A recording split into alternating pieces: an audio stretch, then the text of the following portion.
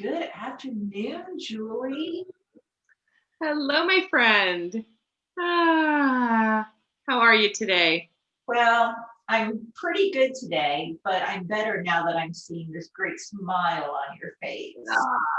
Yeah, it's really good to be here. I've been looking forward to this for a couple days. Like remembering, yeah, Wednesday. Wednesday is gonna be another poetry day. Yeah. And I start getting curious. Oh, what poem found Julie this week? Mm. It's been, last week was a really rich week of words. Um, I first of all, I loved the program that we both got to join up with and participate in on Sunday. David White has a beautiful publishing house called Many Rivers, Any Many Rivers, rivers? yeah, Many Rivers Publishing, and he is publishing a new book of poetry by someone who we adore. His writing style, Michael O'Sullivan, a nice Irish boy, Hmm? um, and uh, he shared from his new book early music, and he did an hour and a half program that just it just was soul filling to It.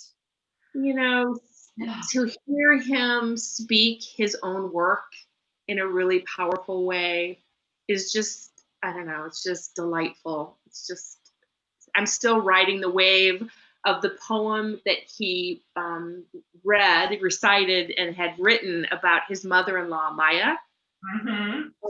and about this is my prayer room. This is my Oh, friend. I just delighted. So Mhm. just for fun, I thought I would, uh, give a little backstory on that. This isn't the poem that I've selected today, but I Oh, just feel inspired by it so are much. you sure you don't want to read it? It was so beautiful. I do have it, so I will read it for you. But the story of this is just a sweet story of how poetry, you catch a poem.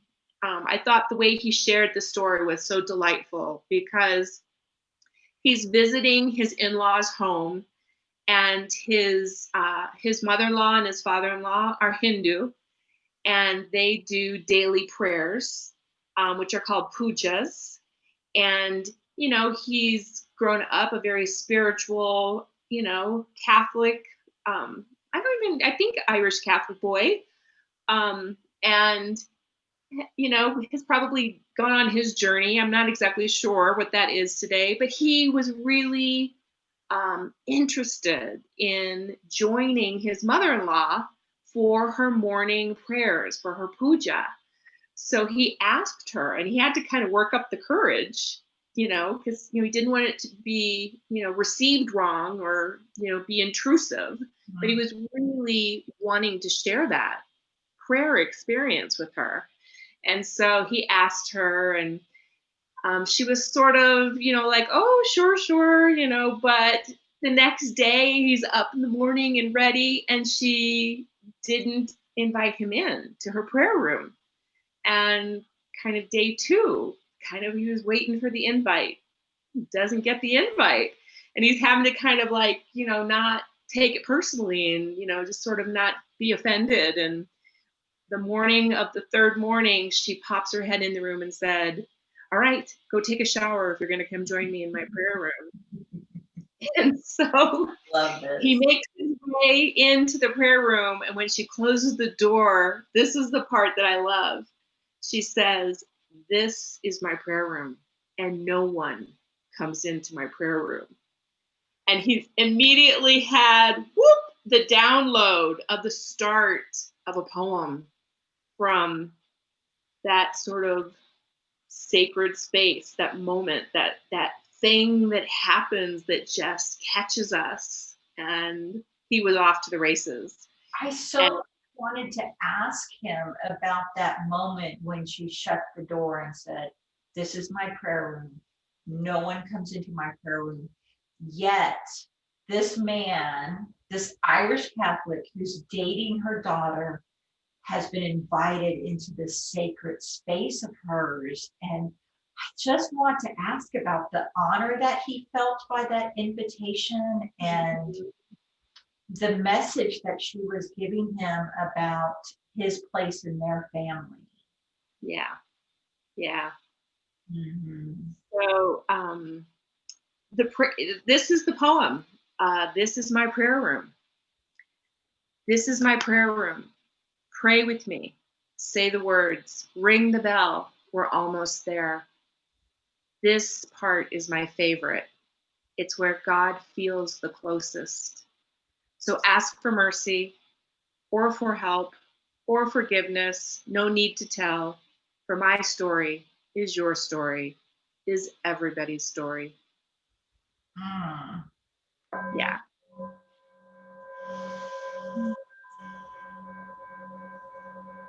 My story is your story, is everybody's story. So I just loved the charming sharing of how the poems sort of arrived for him. And this was one that I just found really sweet and endearing. So yeah, thank you for letting me share that one with Yeah. you today. It's so nice to get that peek behind the curtain, Yeah. how a poem finds, how it lands on your Mhm. doorstep, so to speak. Yeah. So this poem led you someplace. So, this poem just really touched me. Sunday was a particularly lovely day. This program was in the morning. I finished reading Anderson Cooper and Gloria Vanderbilt's book, The Rainbow Comes and Goes, Hmm. which is the sweetest book. Um, so, Anderson Cooper's mother uh, is a kind of infamous heiress, Gloria Vanderbilt of the Vanderbilt family, who he did not have much like backstory. He didn't know his mother's history very much, except the random news clipping or video he may have seen over the years. Wasn't something that she talked about, what it was like to be the poor little rich girl, which was sort of the name that was sort of thrust upon her during the Great Depression when all kinds of child custody and stuff was going on. And so I finished reading that book on, I guess, Saturday, and I was so intrigued by Gloria Vanderbilt's story that sent me on a hunt Oh. to know more about her life. She, you know, Vanderbilt jeans were like a really big deal in the 70s. And she was an amazing artist. She is a writer. She's lived multiple lifetimes in her one lifetime and was really a very much self-made person. Yeah, she did come from a wealthy family and she had, this pot of money that she couldn't really touch until she was 21. But even by today's standards, it wasn't that, it wasn't chump change, but she had this very self-made mentality, and she made fortunes and she lost fortunes and she made fortunes and she lost fortunes. So anyway, I'm reading about Gloria Vanderbilt, and I'm watching some videos and learning more about her life, and I come across a story where she's being interviewed and she's talking about participating with her therapist in the 1960s in these LSD Hmm. um, journeys. I don't know what you would have called it. When you're working with a therapist, I guess you're going on a trip and they are there to keep you safe and help guide you through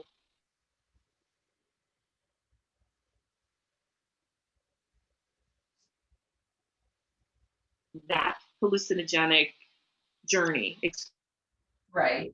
experience. And I can't, not a substance that mushrooms were not regulated until the Nixon era in the 1970s. So there was a lot of experimentation happening at the university level throughout this country. And I was really intrigued by what this was all about.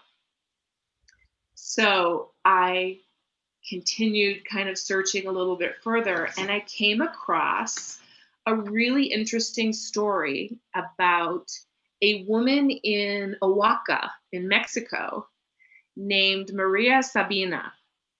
And Maria Sabina was a curandera, which is like a shaman, and a poet. And she was born in 1894. And in the 1950s, it was discovered by a vice president at JP Morgan, who his name was Gordon Wasson. He was hearing about these hallucinogenic properties of magic mushrooms in Mexico. And this was all happening as the LSD studies are going on. And he wanted to get down to Mexico and find out more about what was happening in this very remote village, sort of being orchestrated by this woman, Maria Sabina. And I don't really know how he heard about her, found out about her, but I mean, it was quite she was not somebody in the limelight. She was not somebody seeking limelight. She was not somebody doing anything except her spiritual journey experience. So that was just fascinating to me, that at age 8, this young woman, this little girl, basically ingests these mushrooms, has this wild hallucinogenic journey, and in this journey is guided to a particular area in a mountainous community not too far away, but required a journey.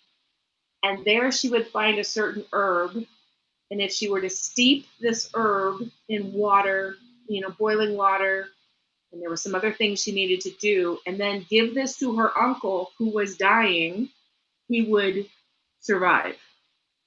All this comes to this little girl in this journey experience. She goes, she finds this herb, she brings it back, she does the preparation, she gives this to her uncle, and he survives. So that was a fascinating story to me, which sent me on, what else do I need to know about this woman? So I found it just fascinating how in the 50s and 60s, now this magic mushroom experience has, sort of been co-opted by this vice president at JP Morgan, who takes his wife and a photographer. They go to Oaxaca, they go to her little village, they ask her to teach them about, the magic mushrooms. She's like, no, why, what are you doing here? Why would you be interested in this? This is for people who are sick.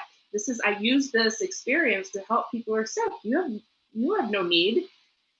So they convince her that they want to see God, that they believe that this experience will help them, commune with God. And for whatever reason, she finally agrees to, share that experience, that journey experience with them.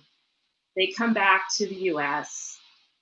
And of course, they can't keep a lid on it. They've got to share this crazy, wonderful, wild experience that they've had.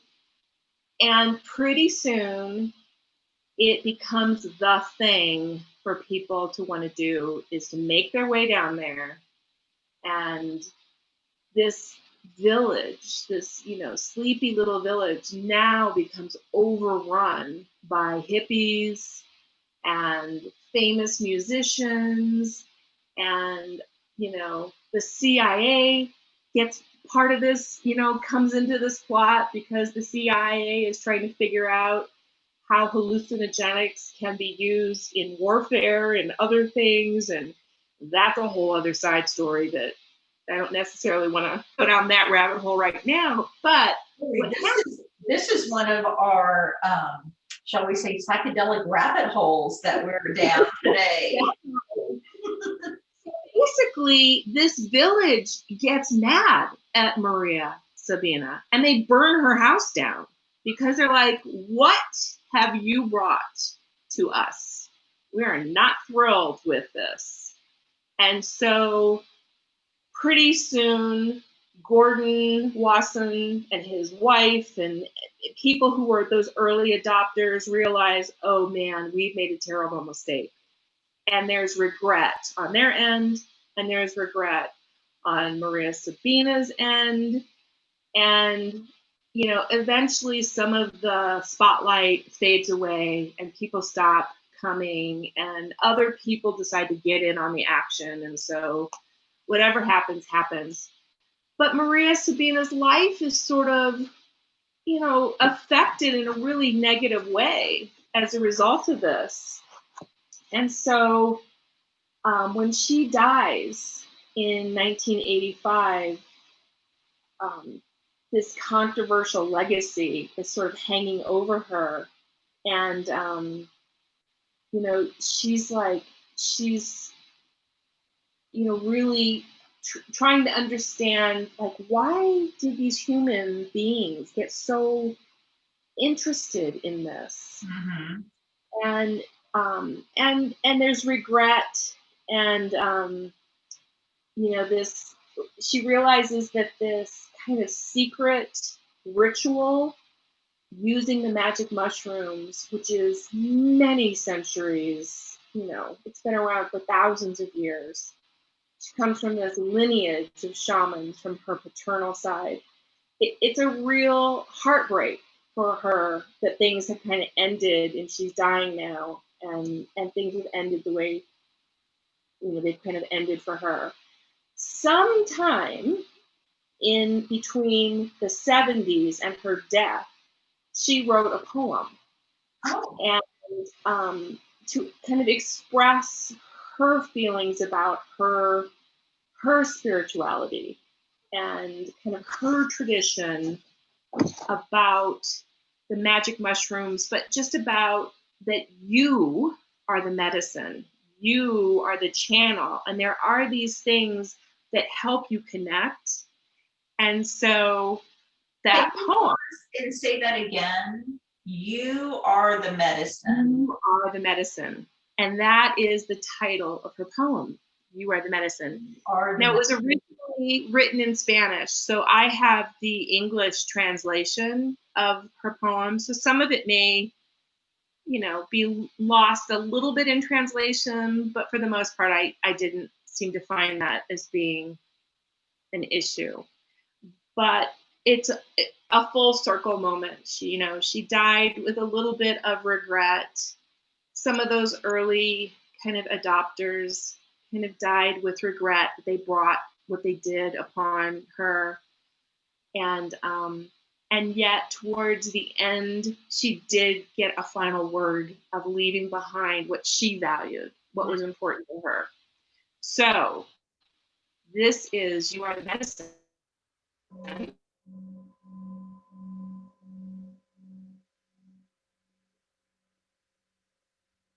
You Are the Medicine by Maria Sabina, native medicine wise woman, for yourself. With the light of the sun and the rays of the moon, with the sound of the river and the water and the fluttering of birds. Heal yourself with the mint and the leaves, with neem and eucalyptus. Sweeten yourself with lavender, rosemary, and chamomile. Hug yourself with the cacao bean and a touch of cinnamon. Put love in tea instead of sugar and take it looking at the stars. Heal yourself with the kisses that the wind gives you and the hugs of the rain. Get strong with bare feet on the ground and with everything that is born from it. Get smarter every day by listening to your intuition, looking at the world with the eye of your forehead. Mm. Jump, dance, sing so that you live happier. Heal yourself with beautiful love, and always remember you are the medicine. Are the medicine.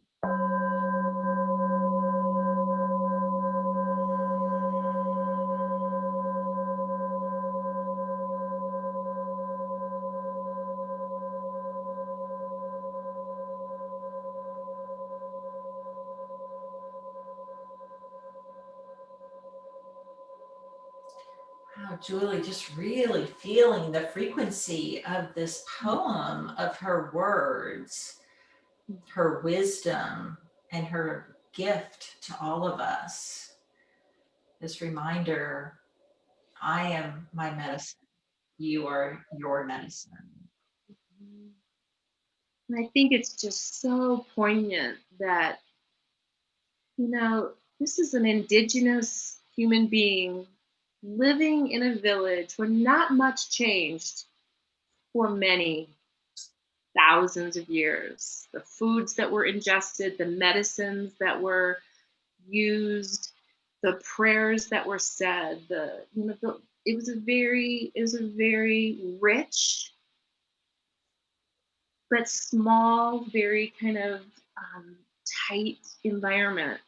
And to have had it just kind of blown out of the water from the crazy radical times of the late 50s and the 60s into the 70s, what that must have been like for spinning her on her axis. I mean, she lived 91 years. From the time she was 8 years old, she was having the experiences of recognizing she'd been tapped as a shaman. I mean, not everyone would naturally have the experiences that she had from ingesting mushrooms, Right. then getting the experiences, the knowledge that would come through her to guide her in her healing work. And one of the things, go ahead. It makes me think about her role in her community, and that this was her role in her community and what she brought to her community. And I wonder about the loss that her community felt when these Americans started descending on the community. And so a community that had depended on her wisdom for their own healing. Absolutely. And now her time is taken away. Well, her time is taken away. Now money becomes an issue because I'm sure people were coming in and offering bribery and large sums of money to gain access. People were looking for lodging and places to stay in this small village, and all of a sudden the stakes get really high. Right. And I love that she gets the final word in a chapter that really changed that shamanic respect, and then made shamanism almost now become like anybody can take on that label. Right. It can kind of dim the value of something like that. And yet I believe as you read her story, she was the real deal. And, that just, you can't fake that sort of thing. But everything gets monetized and, it changes. One of the things that Gloria Vanderbilt also mentioned when she talked about going through the experience of taking LSD with her therapist is that 40 years later, she still in vivid detail can remember everything that came to her during that trip that she was on. And she classified that experience is one of the sort of key experiences of her life. It really did offer her some insight and wisdom. And as you go back and realize that, there was some unscrupulous things happening with these studies here in the United States in the 60s and the 70s, as always seems to happen. But there was some really good research coming out of some of these studies, especially the LSD studies, even some of the mushroom studies that have been conducted. What potentially can be lost is these truly are plant-based medicines here on this planet with a purpose and a benefit.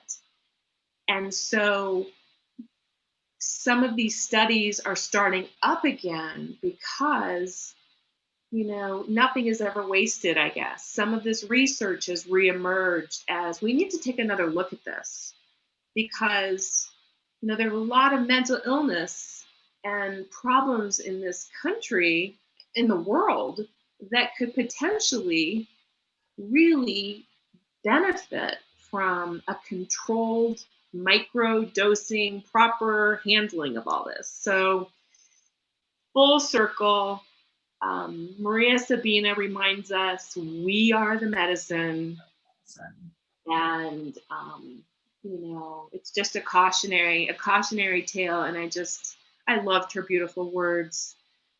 Cure yourself. It's that reminder that we are the medicine, and Mother Earth has been producing medicine since the beginning of time.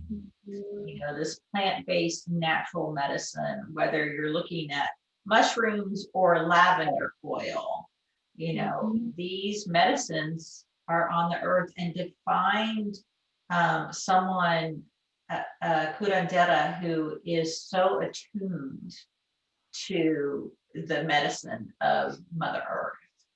Yeah. Oh, Julie, I love this psychedelic rabbit hole you took us down from Paul O'Sullivan to Gloria Vanderbilt to Maria Sabina. Oh, you just never know what's gonna pique the interest and say, oh no, over here. What a journey. Yeah. Well, thank you so much. My pleasure. I'm gonna do a little sound to carry us away.